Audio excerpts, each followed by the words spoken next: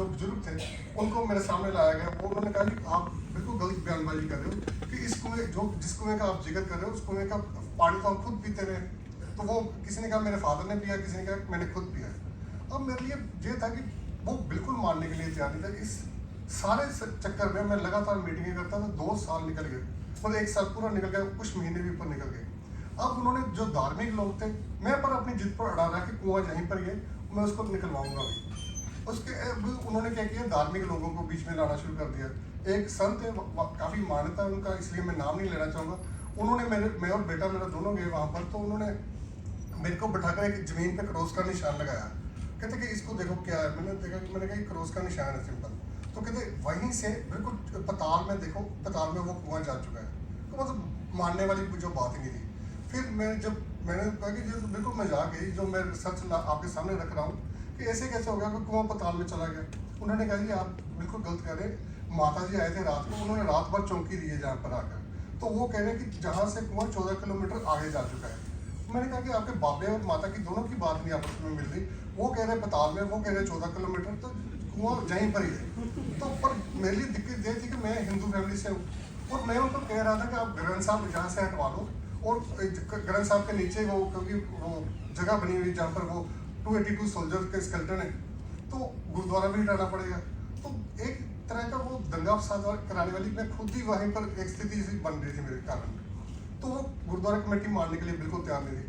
अब क्योंकि पंजाब में मेरा पहले ही होल्ड बन चुका था काफ़ी, मैंने अब उनको डराना शुरू कर दिया कमेटी को। मैंने उनको क्लियरली बोला कि मैं ऐसा करूँगा कि एडमिनिस्ट्रेशन के पास जाता हूँ, वहाँ से जहाँ जो खालिस्तानी है उनको इकट्ठा करता हूँ और आपके जे वाला इशू उनके सामने रख देता हूँ। तो वो कभी नहीं मानेंगे कि गुरुद्वारे जहाँ गुरु ग्रंथ साहब का प्रकाश है उसके नीचे लाशें पड़ी हैं, तो आपकी कमेटी भंग हो जाएगी, नई कमेटी आएगी, वो मेरे को अपने आप कर देगी। पर उन लोग इस पे भी मतलब उनको डर था, पर उनको लगा, मेरे को बार बार मना रहे थे कि आप ऐसी गलती कर ना बैठना कभी। पर मेरे को लगा कि नहीं, अब पानी सिर से निकलता जा चुका है, क्योंकि सच्चाई मेरे सामने थी बिल्कुल। मैं क्लियरली देख रहा था कि मेरे पास जो एविडेंस है 100% लाशें निकालने का कहीं जिक्र नहीं, तो वो इसी कुएं में होनी चाहिए। फिर मैंने साथ साथ कैलकुलेशन कर रहा था, क्योंकि 69 जो लोग थे जिंदा फेंके गए थे कुएं में। तो ये था कि सभी ने जब फेंका गया उनको जिंदा, तो सभी ने स्ट्रगल नहीं किया होगा बाहर निकलने के लिए। कुछ लोग तो गिरने के वक्त ही मर गए होंगे, क्योंकि जिस तरीके की उनकी स्थिति थी। जो लोग जिंदा थे उन्होंने स्ट्रगल किया होगा। मैंने 49 एक फिगर बना लिया अपने दिमाग में। 49 जो डेड बॉडीज है वो हमें बड़ी मुश्किल से निकालनी पड़ेगी, इसलिए मेरे को आर्काइव डिपार्टमेंट की भी जरूरत है। तो खैर मैंने डिप्टी कमिश्नर से मिला, उसके बाद फिर गुरुद्वारा वालों से मीटिंग हुई। तो क्योंकि अखबारों में इशू काफ़ी बढ़ चुका था, हर लोग डिमांड करना शुरू कर दिया था कि निकालो जी उनको, अगर हैं तो उनको निकालना चाहिए। गुरुद्वारे वालों ने मेरे को 30 दिसंबर 2012 का दिन तय किया मेरे साथ कि हम आपके कहने के मुताबिक जो गुरुद्वारे की दीवार है, मैंने उनको कहा था दीवार के बिल्कुल साथ में ना पाइप के साथ एक खड्डा लगाए, कम से कम 10 फुट का, 10 फुट गहरा आप खड्डा निकालें, जहाँ से 100% आपको कुछ ना कुछ मिलेगा। 30 दिसंबर 2012 की रात को 10:30 बजे मेरे को एक वहाँ से फ़ोन आया कि आपका तो बिल्कुल झूठ था जी, कोरा ही झूठ था। वो 10 फुट के नीचे हमने पाइप से, बोर वाली पाइप से खड्डा खोदा है, वहाँ पर ईंटें पड़ी हैं छोटी छोटी सी नानकशाही ईंटें, कहीं पर कुआं नहीं है।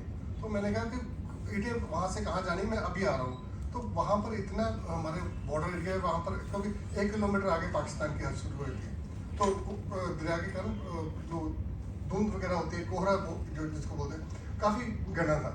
तो रात को जाना पॉसिबल नहीं था। सुबह मैं 4 बजे घर से निकल पड़ा, और क्योंकि 20 किलोमीटर का हालांकि सफ़र है, मेरे को 3 घंटे से भी ज़्यादा लगे वहाँ तक पहुँचने में, कुछ दिखाई नहीं दे रहा था। जब मैं पहुँचा तो वहाँ पर धुंधला धुंधला सा मेरे को लगा कि लोग काफ़ी ज़्यादा इकट्ठे हो चुके हैं। तो मेरे को लगता था कि पता नहीं ये लोग किस नीयत से जहाँ पर इकट्ठे हुए, मैं भी जहाँ पर पहुँच गया, पहुँचा भी मैं अकेला ही था वहाँ पर। फिर मैं जब पास में पहुँचा तो लोगों ने बधाइयाँ देनी शुरू कर दी कि आपने जिस कुएँ का जिक्र कर रहे थे वो कुएँ का कुछ हिस्सा हमने निकाल दिया। उन्होंने मिट्टी हटा के एक लंबा सा पैसेज बना दिया, जिससे कुएँ का सिर्फ एक मतलब 2 या 2.5 फुट का जो वाया था, जो इसको मुंडेर बोलते हैं, वो नज़र आ रहा था। तो मेरे को लगा कि 100% हम कामयाब हो गए। फिर उसकी जो पहली वाली रात थी वो मैं कभी नहीं भूल पाऊंगा, क्योंकि जो 30 दिसंबर का दिन था, वो मेरे को जब फ़ोन आया तो मैं और नीता जी सारी रात रोते रहे कि वो जो इतने सालों से हम लगे थे उसमें, तो वो आज सपना सच हो रहा था कि लग रहा है कि तो आज नहीं तो कल वो।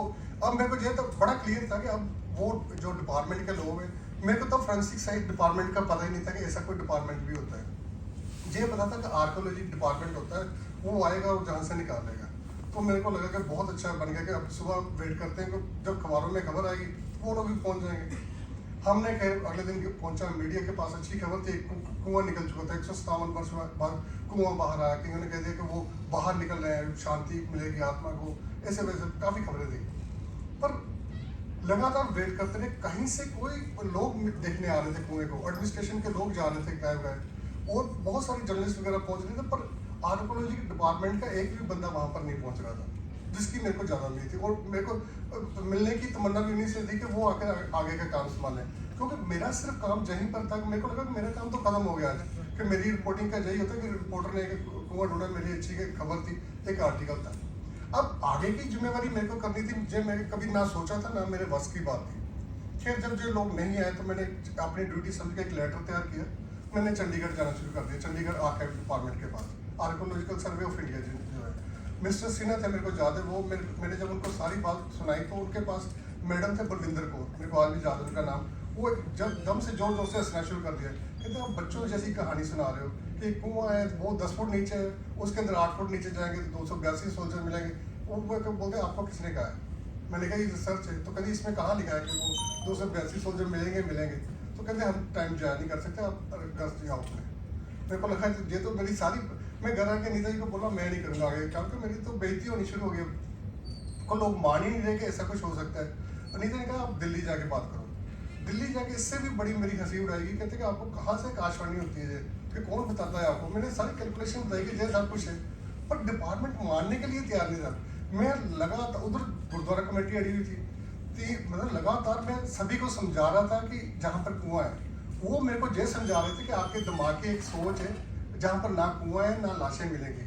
तो मेरे लिए स्थिति बड़ी गंभीर सी बन चुकी थी। अब कुछ रहा नहीं था, गुरुद्वारा वाली कमेटी वाले ये था कि अब उनकी नई डिमांड थी, क्योंकि कुआं सामने था। वो कह रहे थे एक कमरे का, शायद इसमें प्रोग्राम है, हाँ ये वाला एक गुरुद्वारा था जब बना था, तो एक कमरे का